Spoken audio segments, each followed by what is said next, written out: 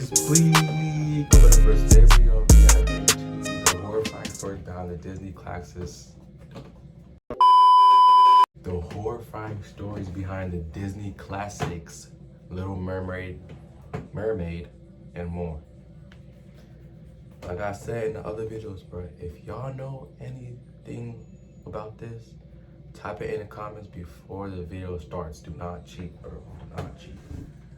But I don't know none of this, so I'm gonna just listen and pay attention. So, let's get to the video.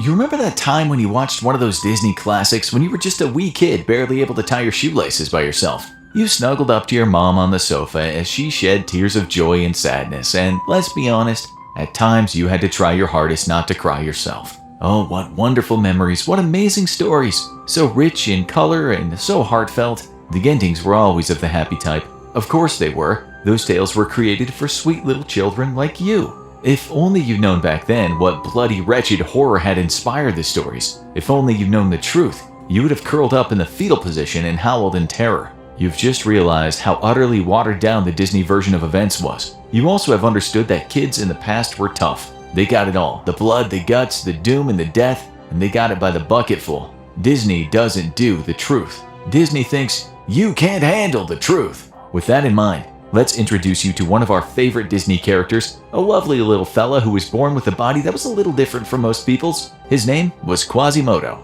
As you all know, Mr. Quasimodo didn't have it very easy. He was born with a condition known as kyphosis. This meant he had quite a severe hunchback. He also had a huge wart over his eye. This made his life hell. Or at least that's what the writer of the 1831 novel about him, The Hunchback of Notre Dame, said. The writer was Victor Hugo, someone who would have likely been appalled at what Disney later did to his story. They sanitized it. They turned an epic yarn into a tepid tale. In the novel, the child was born to some Romani people. They looked at him and thought, he's a bit of a monster. So when the time's right, they swapped him for another baby, Agnes. Agnes's mother wasn't so pleased, especially because she thought the Romani folks had eaten her child. On top of this, and another thing not in the Disney tale, Agnes's mother, an orphan herself, was taken advantage of by a rather cruel man. After that, she went to work as a prostitute and lived in abject poverty. But then she had Agnes, and she cheered up quite a bit after that. She adored the girl, despite not really having any cash to look after her. Then, just as she was starting to enjoy being a mother, Agnes got swapped with Quasimodo.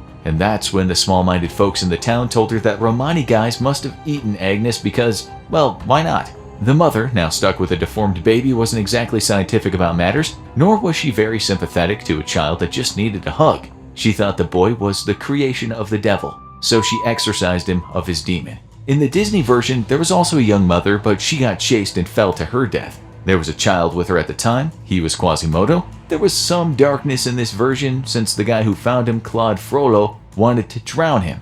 He didn't. Instead, he brought him up.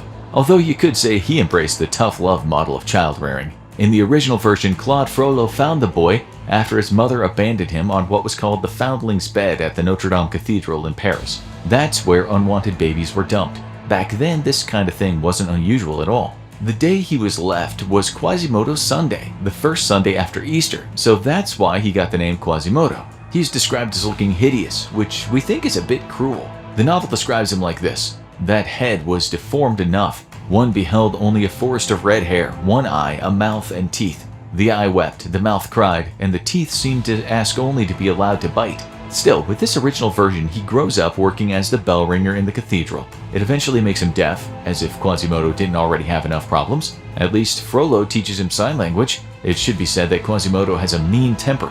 He's a sweet kind of guy underneath, but make him mad and he can snap your neck. Then Frollo sees a really pretty Romani girl named Esmeralda. He tells Quasimodo that he should help him kidnap her, which is also not part of the Disney tale. To cut a long story short, in the Disney story, Frollo does have the hots for Esmeralda, but she rejects him. This next bit is quite dark for Disney, since he orders her to be burned at the stake. But Quasimodo comes to the rescue.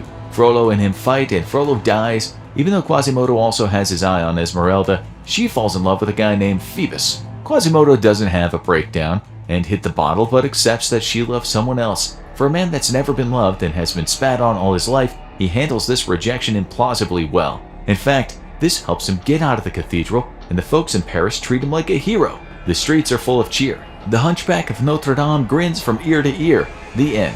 As you know, this probably isn't how things would have gone down in real life. The book is closer to what would have likely happened. That is, Quasimodo gets blamed for trying to kidnap Esmeralda. He's subsequently put in the pillory as a punishment. Esmeralda gives him food and water while he's there, which is why he falls in love with her. But in this version, Frollo stabs Phoebus and sets Esmeralda up for the murder. She denies it, but she's then told to confess, or she will have her foot crushed in a vice. That's an offer she can't refuse. By the way, Phoebus actually survives his stabbing. She's handed a death sentence, but while in prison, Frollo turns up. He tells her he'll get her out of there if she gives herself to him, something Disney wouldn't depict. Frollo is basically saying, get tortured in the worst possible way, or jump into bed with me, your choice. She would have been tortured and then hanged, but Quasimodo rescues her. He runs off with her in her arms and takes her to Notre Dame. Sanctuary, he shouts on the way in that inimitable voice of his. Then one night, Frollo finds her in her room, and let's just say he has some very bad intentions. Quasimodo is the hero again as he finds what Frollo is doing and then almost kills him. In short, next there's a big fight when the Romani people come to get Esmeralda. They're basically slaughtered, after which Frollo again gets his hands on Esmeralda. He tries the same thing again, stay with me and you'll live, go and you'll die. Sometime later we find out that Esmeralda is in fact Agnes. She says she'd rather die than be with Frollo, so die it is. The guards come for her. At this point, her mother tries to stop the guards from hanging her. The mother falls, hits her head, and dies for her efforts. Soon after, Quasimodo looks out of a window and sees Esmeralda hanging from a rope. Her legs are still kicking. It's all quite grim. In a rage, Quasimodo pushes Frollo off a tower and kills him. He then finds Esmeralda's dead body in a nearby graveyard and stays with her, hugging her until her body starts to decompose. He puts up with the stink of putrefaction. He stays with her for so long that he actually starves to death with her in his arms. Imagine the scene. An emotionally broken hunchback. That's a real life simp, bro. Back hugging a putrid corpse until he passes away. Ted Bundy couldn't have beaten that. So, we reckon if you want. That's crazy.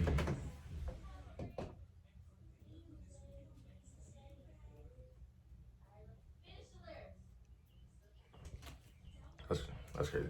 Watched this version when you were a kid, you'd have been traumatized so much that you'd be on Valium right now. In fact, the original couldn't really have been any more different from the Disney story.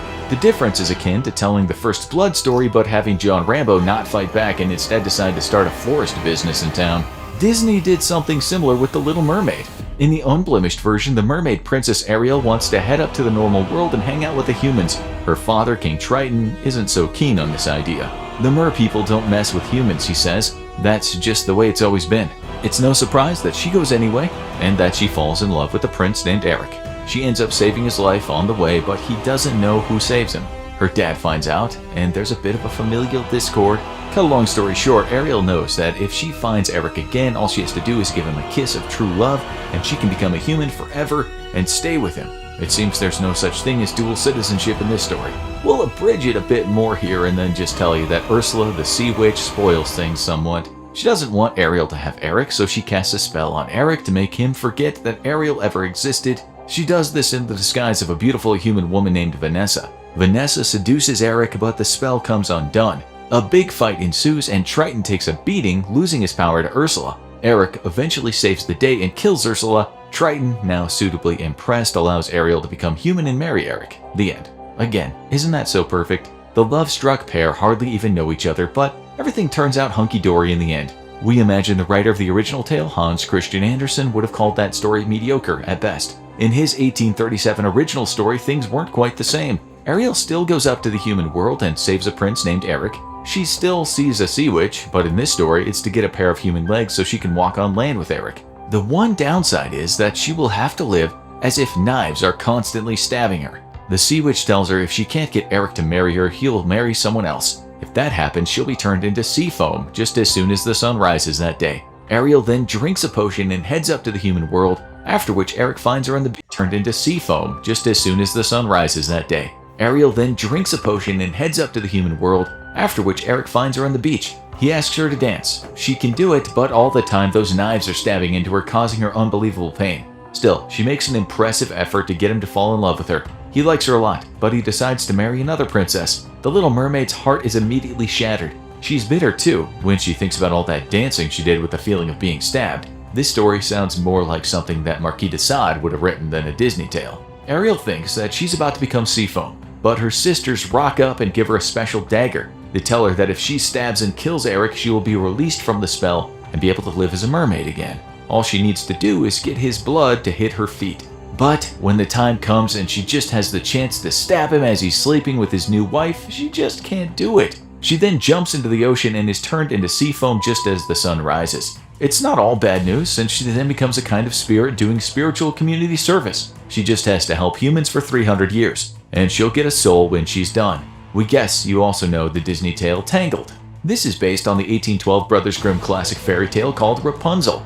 Again, the original is much better than the Disney version. In Tangled, a woman named Mother Gothel uses a magic flower to stay young forever. But the pregnant queen of the kingdom falls ill and our soldiers take the flower. Gothel is less than pleased. It irks her somewhat because she's a bit of a narcissist. Her mood improves when she sees that the baby princess has the same power as the flower, so she does what anyone with a name like Gothel would do and kidnap the princess. She keeps her high in a tower and gives her the name Rapunzel. She stays young because of Rapunzel's hair. In the original story, the queen also falls ill, but to get better, she can eat some veggies in the sorceress's garden. The magic food is called Rapunzel, and the man doing the stealing is the king. One day, the sorceress catches him stealing the stuff, and she makes a deal with him rather than outright punishing him. She says that when the queen has the child, she will take it. The king agrees. So far, these are very similar versions. The Disney one, in short, goes something like this. Rapunzel meets a guy named Eugene, they have a bit of an adventure, fall in love, and at one point he climbs up her hair to the tower. Gothel stabs him when he gets there. Rapunzel could save him with her hair, but he cuts it off, so Gothel can't use it to stay young. He then dies, as Gothel does a super kind of aging sequence and falls out of the tower, a very old woman. As Rapunzel sheds a few tears for her dead lover, the magic in her tears brings him back to life. The two get hitched with the king and queen's blessing, and everyone lives happily ever after. That's not how our German buddies, the Brothers Grimm, do things, whose stories are more like something. Bro, everybody back then had like dark minds, bro. Like, it's crazy. Something written by Quentin Tarantino. As you might know, in the real story, the sorceress locks Rapunzel in a high tower. There are no stairs and there is no door. The only way in is through the window. That's why she has to call out to Rapunzel to let down her hair whenever she gets there. She shouts, "Rapunzel, Rapunzel, let down your hair, that I might climb thy golden stair." One day, a prince is riding his horse in the forest when he hears Rapunzel singing. Her voice is totally entrancing. He finds the tower but has no idea how to get in there. Then one day, he sees the sorceress doing her hair climbing thing. He bides his time, and when the coast is clear, he tries it too. As often happens in these stories, no sooner than he meets Rapunzel, he's head over heels in love with her. They rush into things like two people on breakup rebounds and agree to get hitched. Rapunzel's dress soon doesn't fit so well, so we're supposed to think she becomes pregnant. You'd think she'd be careful, but she stupidly gives the prince away when she tells Gothel that he's much lighter than her and easy to help into the room. Talk about speaking without thinking first. Out of anger, Gothel cuts off Rapunzel's hair. And that's when the prince turns up for his nightly bounce on the mattress. It's Gothel who lowers Rapunzel's recently sheared hair. The prince is more than a little surprised to get up there and find not his lover but an angry Gothel. She tells him he will never see Rapunzel again. He then falls out of the tower and lands in a thorn bush. In typical Grimm style, the thorns blind him. He travels on horseback for years, not knowing where he's going because he can't see a damn thing. There is a happy ending though. One day he hears her singing and goes to her. They become reunited. She also has twins, his twins. And when they embrace, his sight comes back. You can't get much happier than that for an ending. But the other version is hell on wheels. In this version, he falls and is blinded, but Gothel accidentally drops the hair. So he spends the rest of his life riding into trees while shouting for his lover, and Gothel and Rapunzel slowly and torturously die from the lack of food and water in the room they can't escape. We expect they only lasted a few days. We think that's a fitting end to the show. If you're wondering why we missed a few gruesome classics, that's because we did them in a show you need to watch now. How Disney sanitized fairy tales that were originally horror stories. Or look at some other real-life horror in The Most Evil Person in the World, The Bikini Killer.